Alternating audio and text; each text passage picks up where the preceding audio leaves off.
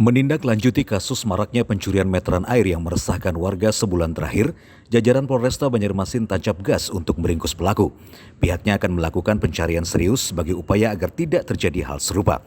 Terbaru laporan PDAM Banjarmasin, kabarnya telah diterima Polresta Banjarmasin.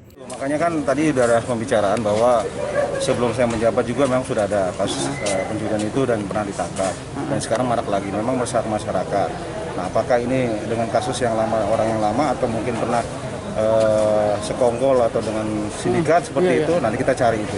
Kalau itu memang hanya murni dia mencuri kemudian untuk menjual lagi, kan sekarang banyak bangun perumahan apa. Nah, itu memang kita nanti tidak lanjutin lah. PDAM sudah ada melapor juga dan ke informasinya sudah, nanti informasi sama Kasatresim, kita 2 kali 24 jam nanti saya sampaikan untuk mencari tersangkanya.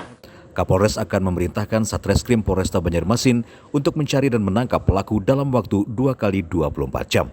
Dari Banjarmasin, Alif Hidayatullah, Kalsel 1net.